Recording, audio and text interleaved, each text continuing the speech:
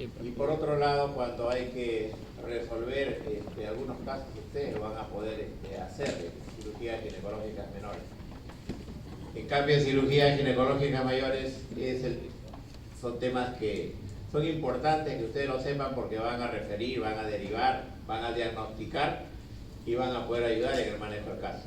Pero la solución generalmente de las cirugías ginecológicas mayores los hace el especialista, lo hace el ginecólogo o el ginecólogo obstetra. Entonces, esto resulta ser importante a tener en cuenta.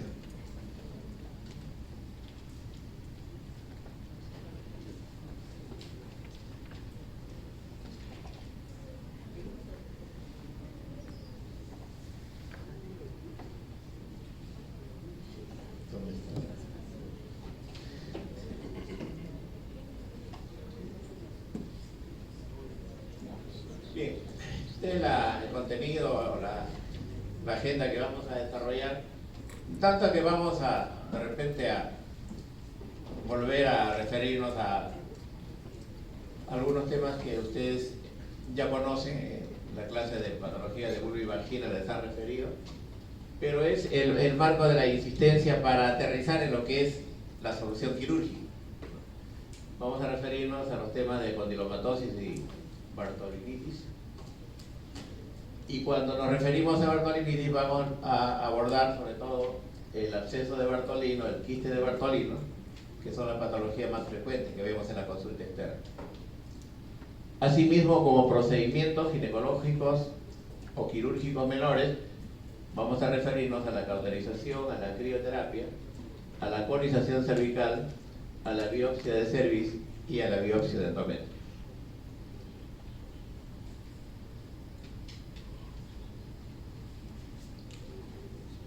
La condilomatosis, saben ustedes que es una enfermedad de transmisión sexual.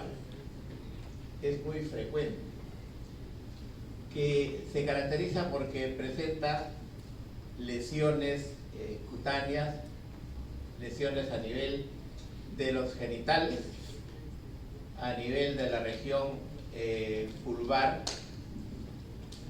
a nivel del introito vaginal, a nivel de la región vulvoperineal, ¿no? Y a veces hay extensiones que comprometen tanto la vía genital como la vía perianal, en una siembra bastante amplia. Pero también esto, como es una enfermedad de transmisión sexual, lo tiene la pareja. Y la pareja, el hombre generalmente lo presenta a nivel del pene, a nivel del miembro, o en las diferentes áreas del pene o la región de los genitales. Es una enfermedad viral, como ustedes saben, muy contagiosa, y generalmente ustedes lo van a conocer o lo van a identificar como verrugas genitales, para que así no se muestre. Verrugas genitales. El diagnóstico clínico se hace con bastante facilidad porque basta que ustedes observen algunas lesiones, estas lesiones verrucosas, exofíticas a nivel de la región genital, y la extensión en menor o mayor cantidad no va a ser difícil para que ustedes lo identifiquen. Si queremos un diagnóstico más fino, se toma la muestra para hacer el estudio, la biopsia correspondientes, ¿no? Y esto, como ustedes saben, tiene una expresión en el campo de la biología molecular, la demostración del ADN del papilomavirus humano. O sea, la explicación de fondo que hay un papilomavirus humano y es un proceso muy contagioso.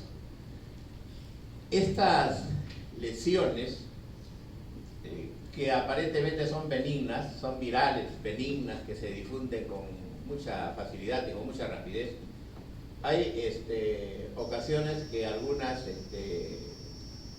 lesiones, expresión del papilomavirus, pueden ser benignas simples de resolverse, pero otras pueden incluso malignizarse. Si es el papiloma virus humano, puede entonces ir a la malignidad. Existe una cantidad enorme de cepas y solamente algunas cepas son contagiosas. La mayor parte, por eso dicen, es benigno. No, pero hay dos cepas, la 18 y la 19, que son las más agresivas. No solamente porque por la extensión de la enfermedad, sino por el riesgo de malignidad.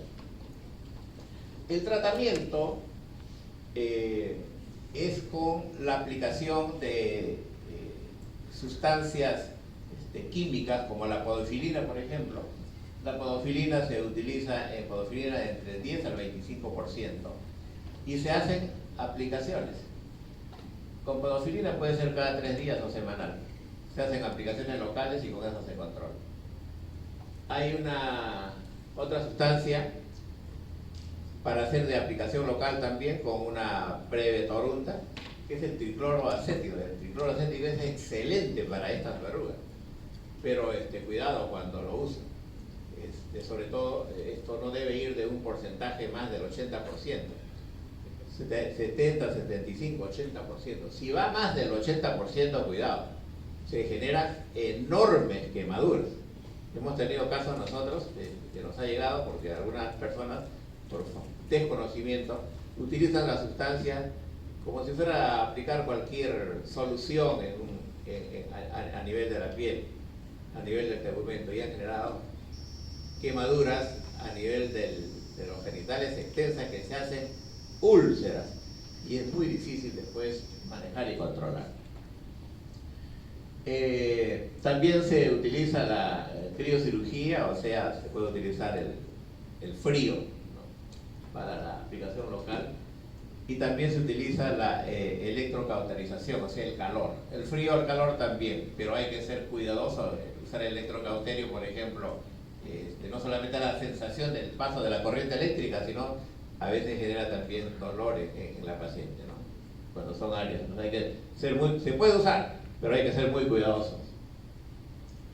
Otra de las formas de abordar el tratamiento desde el punto de vista quirúrgico es cuando son incisiones bien demarcadas, se puede hacer una incisión quirúrgica, pero esto tiene que ir aplicado de anestesia local, pero además hay que tener cuidado con el sangrado, a veces sangran mucho, pero se puede extirpar también. Y también se usa el dióxido de carbono. O sea, tienen diferentes alternativas, ¿no? De estos, lo mejor resulta ser las dos primeras, la podofilina y el tricloroacético, para controlar los casos de condilomatosis. Ahí tienen ustedes, miren estas lesiones. Si no lo han visto ustedes en la consulta externa de ginecología, porque llegan a la consulta de ginecología, miren ustedes, está comprometiendo tanto la región perianal como la región vulvar en la primera lámina, en la lámina del lado izquierdo.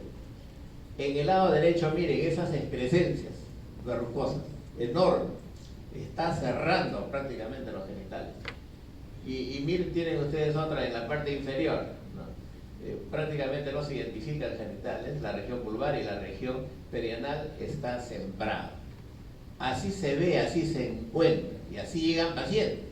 Así que no crean que llegan con una verruguita nada más, no, miren. Y entonces puede ser motivo esto para una cirugía, o se puede aplicar el tricloroacético, pero con mucha paciencia, una vez por semana nada más, por ejemplo, y parcialmente, a pocos se va curando, a pocos. Se puede solucionar con estas sustancias químicas, ¿no? Y cuando es muy grande, a veces hay que hacer la cirugía, pues por la extensión muy amplia que hay a nivel de la región genital y perianal. Ahí tienen otros condilomas, miren ustedes, ¿no? Entonces, es una siembra que ya no se identifica prácticamente anatómicamente la parte genital y la parte perianal, ¿no? Y tienen luego en el lado izquierdo lesiones más aisladas, que es más fácil la aplicación, ¿no? Y en cuyo manejo pueden ustedes ir tratando no necesariamente quirúrgicamente, la cirugía es una alternativa ya extrema. Acá, en estos casos del condiloma, es mejor utilizar estas sustancias químicas e ir utilizándolas progresivamente, a pocos. Pero al lado de eso tienen ustedes que hacer mejora del terreno. O sea, ahí donde ustedes aplican la sustancia es una alternativa. Se mantiene solamente la limpieza local, no hay que hacer ninguna otra cosa y pedir a la paciente que no se toque otras partes, porque eso contamina lesiones de otras partes del organismo, de la cara, por ejemplo, y pueden haber siempre condilomatosas en otras áreas cuando el factor terreno no es propicio y entonces el aspecto autoinmune de la paciente permite que estas lesiones sean amplias y se extiendan.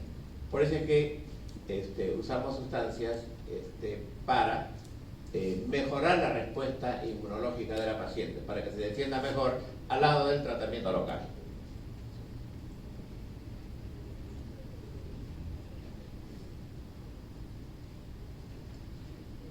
Y esta es una forma como se puede abordar también estas lesiones, que es la electrocirugía. La electrocirugía, primero la cirugía simple de extirpación del condiloma, y en el lado derecho ven ustedes la destrucción con el electrocauterio, ¿no? Se cauteriza, ¿no? La lesión verrucosa. Entonces es también una alternativa. Antes se usaba mucho esto.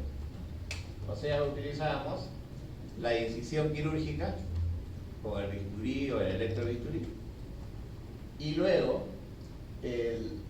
la destrucción de los condilomas vaginales con la electrocauterización. La sensación es un poco desagradable, pero es una alternativa. Se puede hacer esto en la consulta externa, es una alternativa, si es que son lesiones amplias y de repente el paciente no va a regresar. Entonces hay estas alternativas, son recursos que se pueden usar, pero se recomienda siempre manejarlo con bastante cuidado.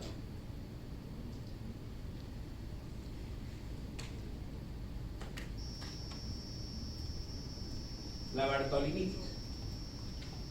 Para llegar a la cirugía tenemos nosotros que de repente empezar explicando o insistiendo, porque ya ustedes de repente tienen la información, pero la bartolinitis es una infección de la glándula de Bartolino. La glándula de Bartolino es una glándula que se ubica, saben ustedes, entre los labios mayores y labios menores, drenando a nivel de la vagina, en el tercio inferior de la vagina, en el tercio inferior. Como es una glándula que va a cumplir una función de secreción en determinadas circunstancias en relación a lo que es la vida sexual, se puede enfermar la glándula, se enferma la glándula, y cuando se enferma la glándula se obstruye la glándula. O sea, lo que ustedes van a ver después como tumoración no es la glándula, sino es el conducto de la glándula que se ha edematizado, se ha hinchado, se ha obstruido. Entonces, se ha enfermado la glándula, que puede ser una, o que pueden ser dos. Antes, la infección se decía que era por gonococo. Entonces, todos asumían, si tiene una bartolinitis es por gonococo, pero hoy día ya ese concepto ha cambiado. Puede ser por gonococo.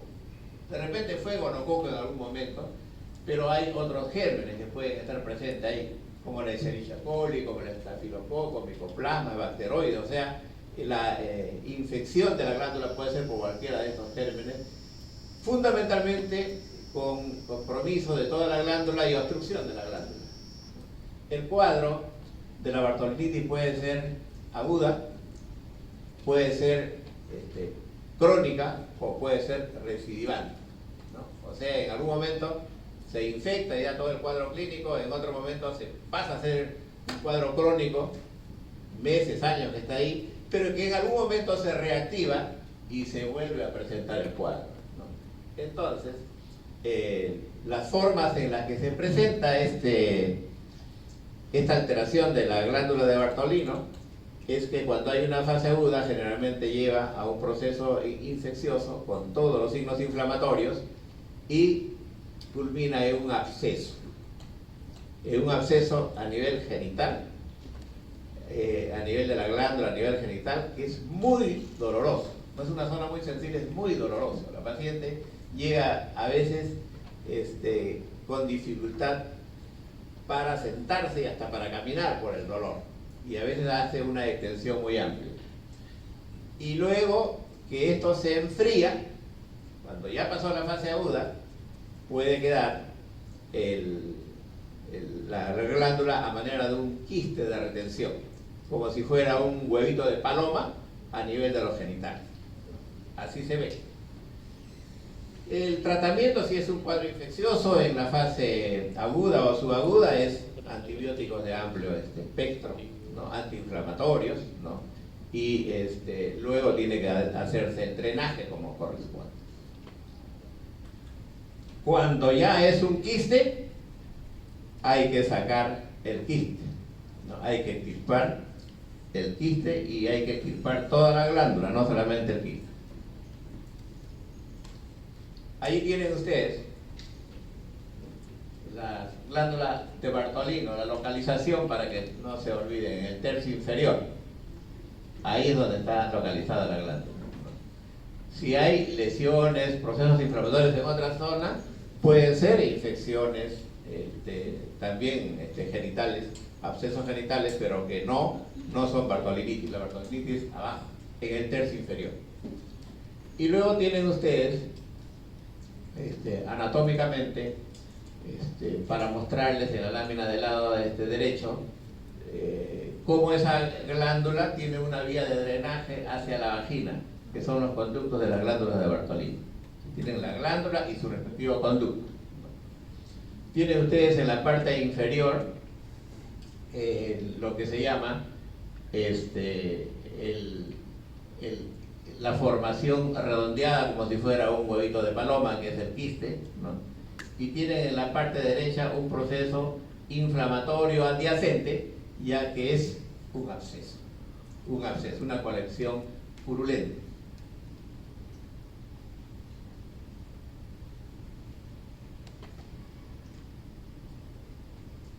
Y acá tiene el absceso de Bartolino. El absceso de Bartolino, miren ustedes toda el área enrojecida del labio menor, labio mayor en el lado derecho, ¿no? Y esto a veces se extiende en toda la zona genital, generando una colección y un proceso infeccioso muy intenso y muy doloroso, como señalábamos, ¿no? Entonces, esto se puede resolver mediante una incisión quirúrgica, como si fuera un drenaje del absceso. Se coloca anestesia local con silocaína y se incide con el bisturí y se drena y se deja una mechita, una gasa, para que termine de evacuar el contenido en los días siguientes. Entonces el tratamiento es una incisión quirúrgica simple, como ustedes drenasen cualquier absceso. Ese día que ustedes hacen el procedimiento, la paciente va a ser la mujer más feliz, porque ya no le duele, es muy doloroso esto, y ya va a poder dormir esa noche, para que vean ustedes la magnitud de la paciente, el dolor que tiene por la colección purulenta que tiene ella. Se limpia nada más y en los días siguientes eso va a cerrar espontáneamente. Generalmente la incisión se hace hacia la mucosa vaginal, para que no quede huella, para que no quede lesión. Muchos de los casos se solucionan así, pero algunos dicen, se solucionó el problema ahora, pero luego esto va a recidivar. En corto tiempo nuevamente se va a presentar el problema. Y entonces, para eso hay una alternativa quirúrgica que todavía se usa. que es el del lado izquierdo. Esta lámina del lado izquierdo le muestra a ustedes que se ha evacuado el contenido y se está suturando la mucosa con el tejido o la extensión del quiste. Esta técnica se llama marsupialización, que es una técnica que clásicamente se usa para drenar primero el absceso de Bartolino, dejar abierto para que continúe drenando y supuestamente evitar las recidivas. Sin embargo, este es un tema controversial. Para algunos dicen, no, basta con el drenaje del absceso, va a ser igual con marsupialización, también puede presentarse recidivas, ¿no? Pero lo que es la experiencia ginecológica, los servicios usan una u otra técnica para resolver el problema del absceso de Bartolino, que necesariamente requiere drenaje, sea con una u otra técnica, y por supuesto antiinflamatorios y antibióticos.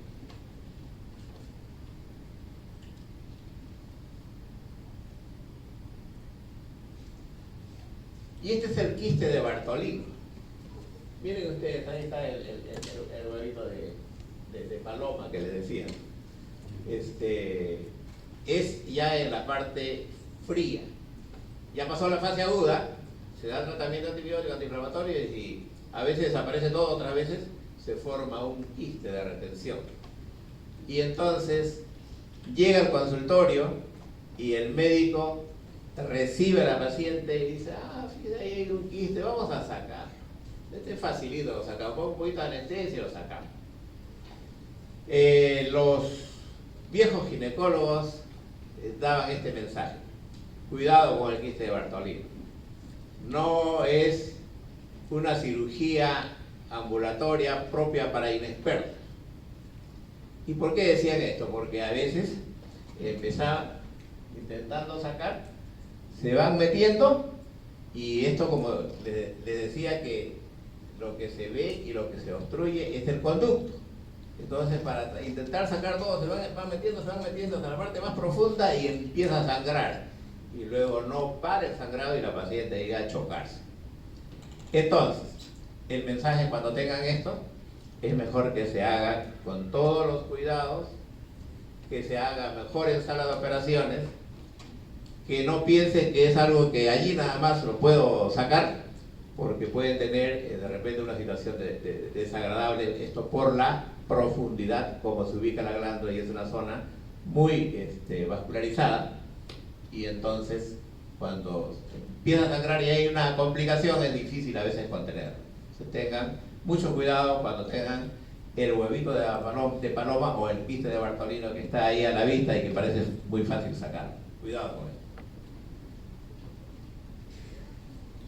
Cuando se opera el quiste de Bartolino, entonces uno puede hacer la enucleación, o sea, saca el quiste nada más. Pero la recomendación que se hace es que mejor se saque el quiste y toda la glándula, porque si no siempre va a quedar algunas molestias, va a quedar un rezago ahí si ustedes sacan solamente el quiste. Ya le digo, no piense que el quiste es toda la glándula está más adentro. Por eso es que es conveniente y se recomienda, mejor se saca toda la glándula. Algunos van a discutir, no, pero paciente muy joven y después va a tener problemas en su vida sexual. Bueno, si es que ojalá de que solamente sea el compromiso de un lado, le quedaría uno todavía, pero glándula enferma ya es un poco difícil poder rescatarla.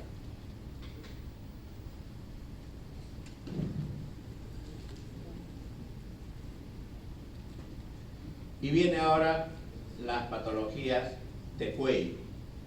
En cirugía menor ginecológica, siempre tenemos nosotros, no siempre, pero con frecuencia tenemos nosotros lesiones en el cuello. Lesiones en el cuello que se llama cervicitis. Como proceso inflamatorio del cuello, cervicitis, que ya ustedes han estudiado y lo han revisado con detenimiento. Entonces, cuando hay una lesión en el cuello, cuando hay una cervicitis, cuando hay una lesión crónica que molesta ahí, que genera un proceso de secreción permanente, o hay la sospecha, no solamente anatómicamente se ve un área rojiza, un área donde secreta o donde hay una secreción amarillenta, verdosa, sino que esta lesión puede ser sospecha de una neoplasia, de una displasia a una neoplasia. Entonces, primero hay que hacer las pruebas correspondientes. Si es una mujer en época reproductiva, lo primero que hay que hacer es el Papa Nicolau y después se hace la colposcopía y se inicia el estudio correspondiente. Cuando hay secreción se hace el estudio también, el cultivo de secreción correspondiente.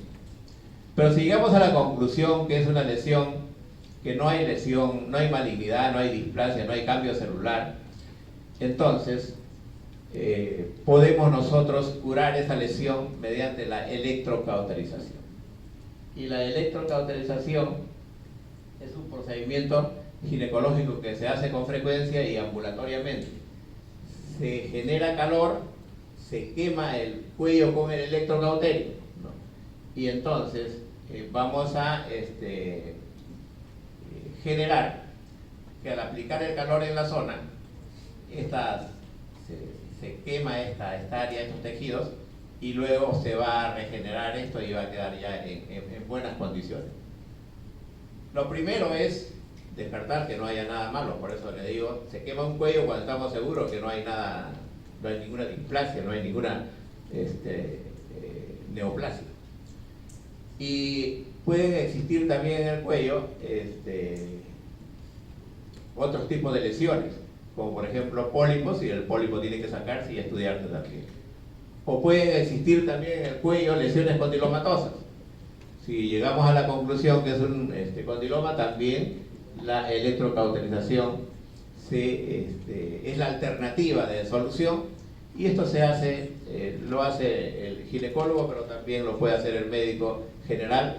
Y la recomendación acá es, se pueden quemar cuellos, siempre y cuando estemos seguros que no hay en el fondo ninguna patología que se esconda.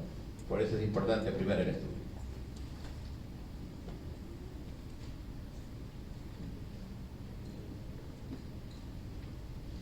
La crioterapia. A diferencia de la electrocauterización, que es aplicación de calor para destruir tejido a nivel cervical, en la crioterapia es la aplicación del frío, ¿no? También se llama criocirugía o se llama crioablación. Es un tratamiento mínimamente invasivo que se utiliza el frío para congelar y destruir el tejido cervical comprometido. Se utiliza este frío intenso e incluso se puede utilizar en displasias.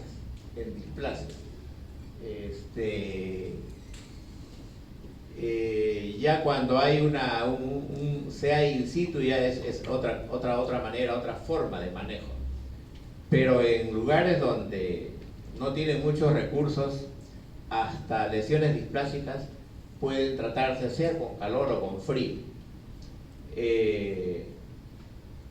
Sin embargo, esto últimamente ha llegado a un abuso. Hace poco tiempo, estamos hablando de unos 6, 7 años nada más, se estaban cambiando las normas en el ministerio y se decía que se podían tratar estas lesiones y los cuellos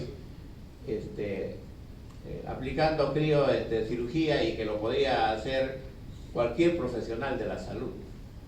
Entonces eso llevó a que las obstetrices, como dijeron eso que lo podían hacer, entonces empezaron a aplicar calor o frío a los cuellos. Y producto de esto es que hemos tenido muchos casos que han sido una neoplasia de fondo, y fíjense ustedes las consecuencias que tenemos ahí. Entonces, por eso es que esto, discutido y revisado, se dice, si se quiere tratar un cuello, sea con calor o con frío intenso, o sea, con electrocauterización o con criocirugía, primero el cuello tiene que ser bien evaluado, bien estudiado, Y ese estudio previo es fundamental. Recién si llegamos a una conclusión que es una cervicitis o es una displasia, que todavía no es entonces un CA in situ, podríamos de repente tratar ese cuello y encontrar solución. El mensaje acá es, de ustedes saber, incluso pueden hacerlo, pero primero el estudio correspondiente para que no nos lamentemos después que escondido había un CA in situ y ese CA in situ en los próximos años fue un CA infiltrante y perdimos a la mujer. Acá en esta lámina ven ustedes cómo está la lesión, miren ustedes, antes de la crioterapia, luego en la crioterapia y después de la crioterapia. O sea, se regenera el tejido en esta zona.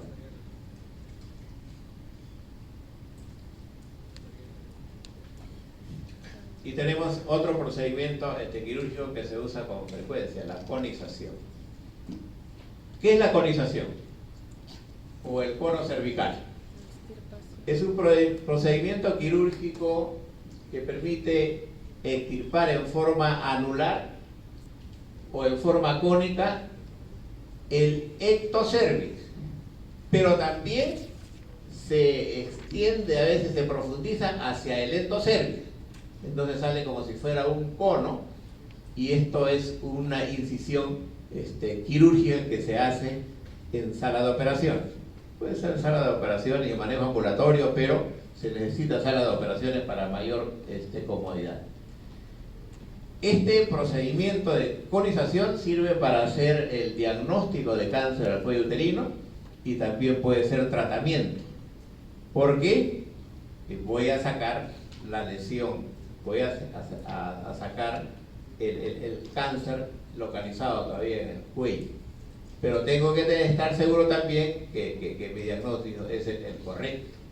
Entonces, antes se sigue haciendo como una forma de diagnóstico y tratamiento del cáncer. La conización, ¿no? Está indicado cuando tenemos nosotros un Papa Nicolau, por ejemplo, que señala la alteración citológica, y está indicado cuando la lesión es visible y además hay factores de riesgo que enfrenta esta paciente. Es un procedimiento quirúrgico aparentemente simple, sin embargo, por algunas complicaciones que existen, es preferible que lo haga el ginecólogo. ¿Por qué?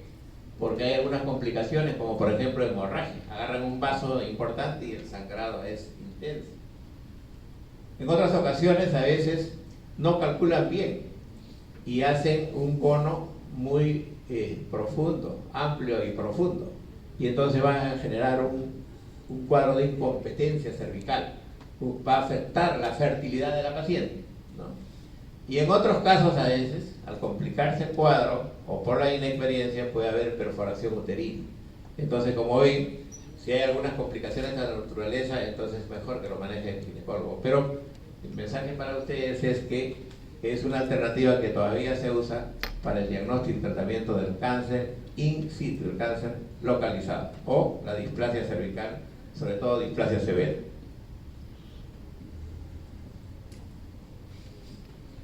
Ahí tienen ustedes, miren, en la conización del cuello, cómo se demarca. Primero se demarca, ¿no?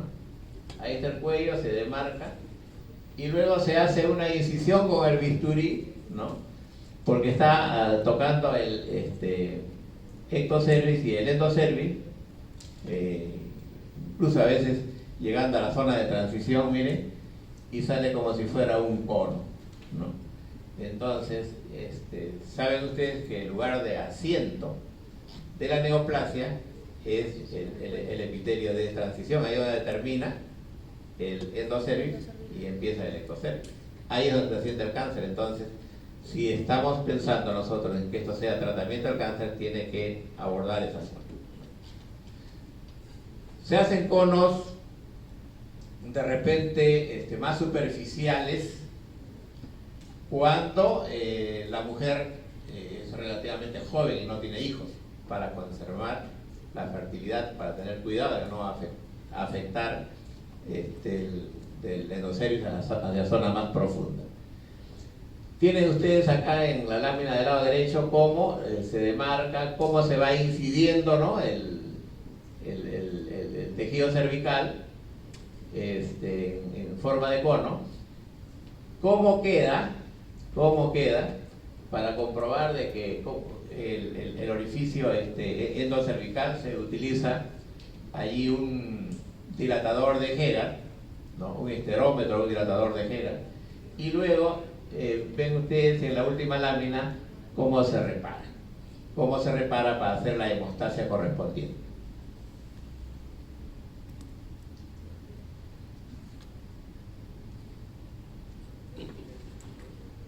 Y ahí tienen el cono, cómo queda después del acto operatorio, sobre todo en la tercera lámina, queda una zona muy cruenta, ¿no?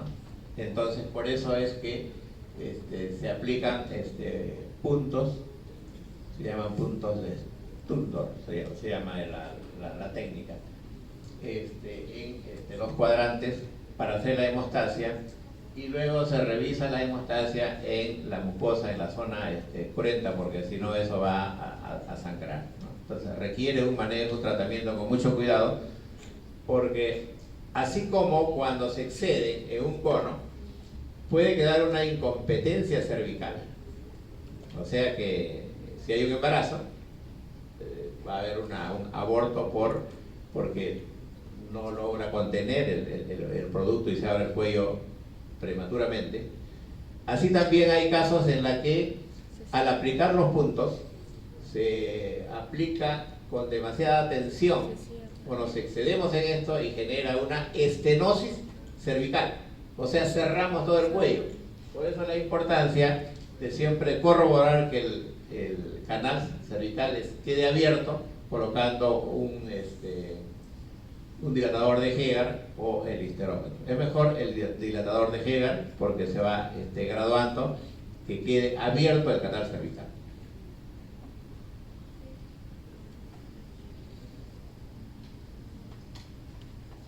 Y luego tenemos otra cirugía menor, que es la biopsia cervical, ¿no? Es decir, la toma de muestra del cuello para estudios también de procesos, sobre todo lesiones en el cuello, ¿no?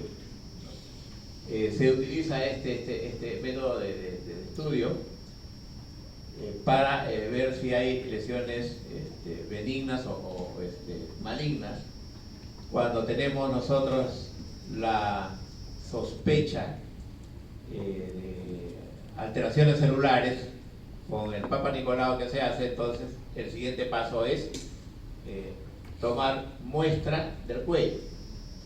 Y antes se hacía con una pinza especial que mordía el cuello, y se hacía en sacabocado y de manera indistinta, ¿no? Se tomaba muestras, se mordía el cuello, se sacaba tejido y se estudiaba. Positivo, negativo, no hay, acá hay sea in situ, acá hay una displasia. Entonces el estudio anátomo-patológico. Pero esto llevaba a muchos errores.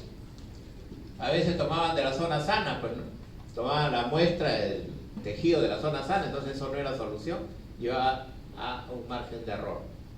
Ahora se hace la biopsia dirigida, es decir, se hace colposcopía, se hace el test de Schiller, se aplica el GOL, el test de Schiller de sustancias, para que al aplicar estas sustancias se pueda observar lesiones sospechosas.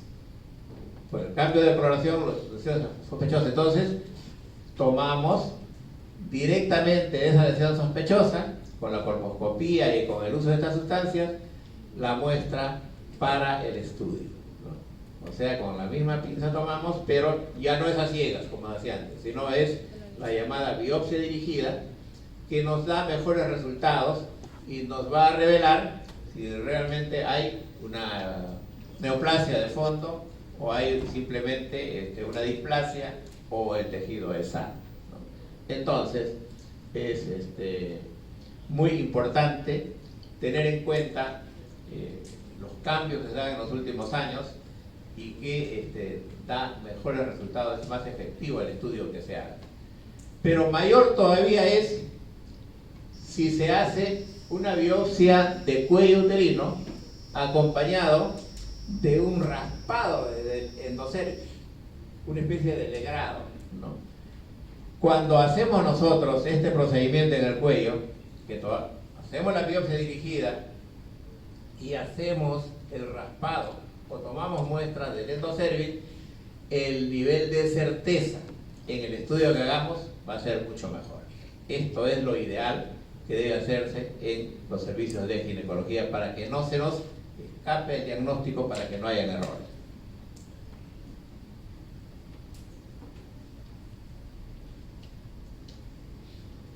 Ahí tienen ustedes, miren una muestra, cómo es la biopsia cervical con sacabocados, ¿no? Con esa pinza de toma de biopsia, es una pinza larga que permite tomar una porción de tejido. Se hacía entonces indistintamente en sacabocado o de cualquier lugar del cuello. No, ahora se dice está bien, pero vamos a tomar de la zona sospechosa, ¿no? Para eso la ayuda de la colposcopía y el test de Schiller, ¿no? Esto entonces es parte ya de la historia, pero ahora se completa con lo que les he explicado, lo ideal para hacer un estudio o una biopsia cervical, estudio del cuello, para los fines que hemos precisado, cuál es el diagnóstico sobre todo del cáncer cervical.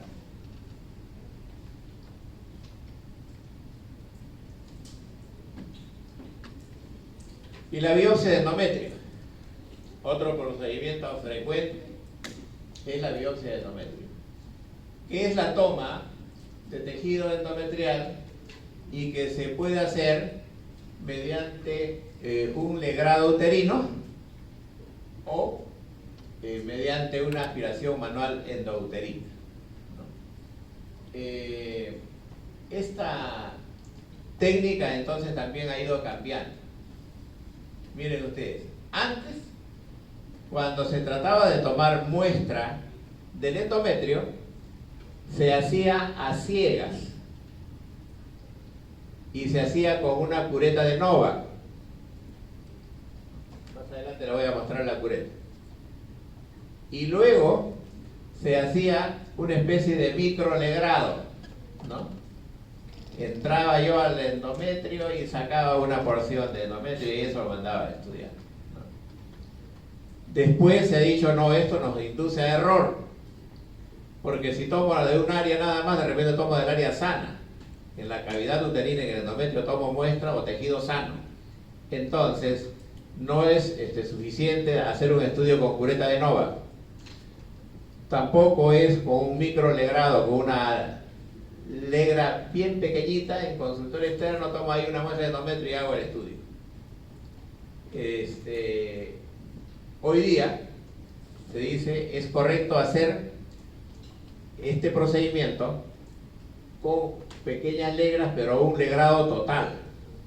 Pero la legra es un instrumento, como ustedes saben, metálico y es tosco. Y cuando se utiliza esto, se hace esto, genera dolor. Entonces, ya en estos tiempos de gran avance y desarrollo de la civilización, no podemos estar gritando a la paciente ahí para tomar una muestra con una legra. Entonces, hoy día se hace la biopsia endometrio con una aspiración manual endouterina, que es un procedimiento sencillo, es un procedimiento que permite extraer toda la muestra que hay, tejido que hay de la cavidad uterina. Y lo que se utiliza acá es un bloqueo paracervical, un equipo simple de plástico para hacer la aspiración correspondiente y tener la muestra para el estudio. Entonces miren cómo ha ido cambiando esto y hoy día llegamos a los niveles ideales. Cuando hacemos un estudio, cuando sacamos muestra, tejido endometrial para el estudio correspondiente, esto nos puede servir para tres fines. Uno es el estudio histológico y el diagnóstico funcional, ¿no? Cuando hay alteraciones del ciclo, sobre todo, cuando hay hemorragia uterina normal. Otro es para ver si hay cuadros infecciosos, inflamatorios, en los casos de endometritis, en los casos de tuberculosis. Y otro es la evaluación para casos orgánicos en la búsqueda de lo que es el cáncer de endometrio. Cuando una mujer sangra, es perimenopáusica, menopáusica o posmenopáusica, está sangrando, el enfoque del médico, el enfoque del ginecólogo es: esto es cáncer, mientras no demuestre lo contrario. Ese es su raciocinio como médico que tiene que tener. Entonces, con ese enfoque, yo tengo que proponer a la paciente que vamos a hacer una biopsia de endometrio.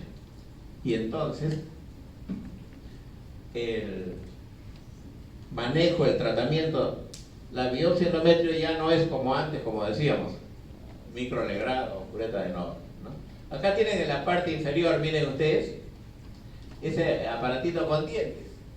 Ese es una cureta de Nobel. Con eso se hacía antes.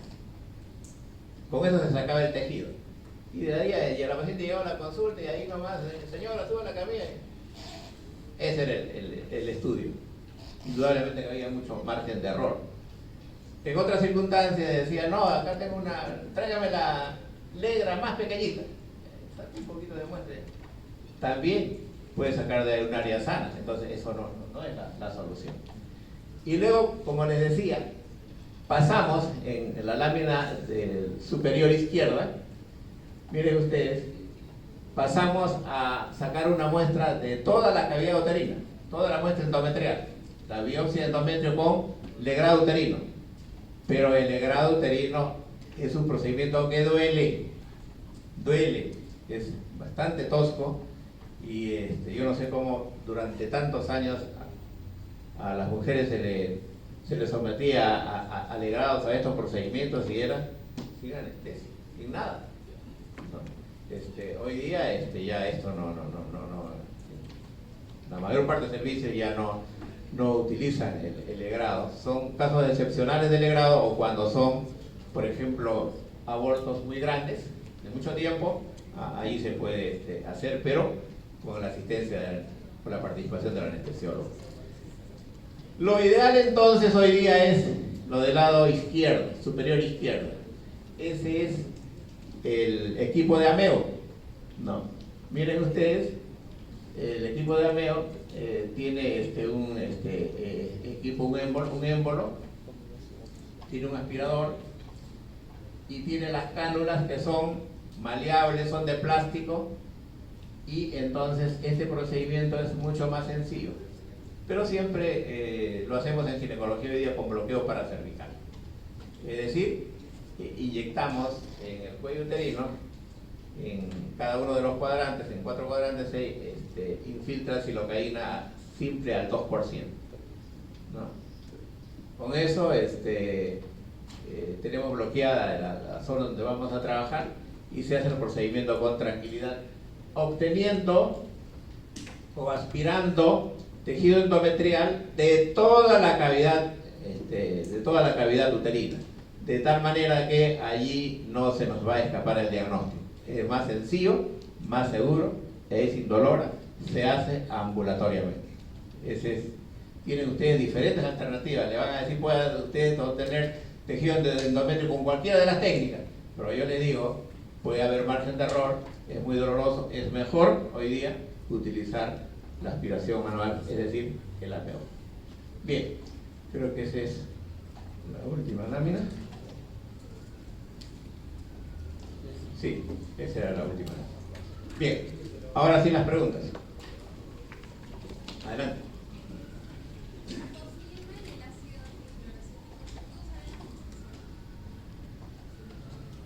Sí, porque es de acción local, ¿no? Pero les vuelvo a repetir, con la podofilina, la reacción a las lesiones serían más simples, pero con el tricloroacético tengan mucho cuidado en la gestación. A veces son lesiones amplias y con el entusiasmo de querer quemar todas las lesiones, aplican una mayor cantidad en zonas amplias y después se ulcera. Y durante la gestación, si se ulcera la zona, entonces ese embarazo va a tener que terminar después en cesárea. No hay otra alternativa. ¿Otra pregunta?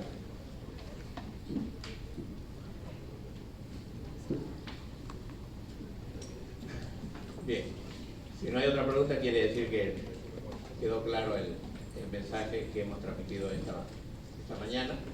Queremos a terminar esta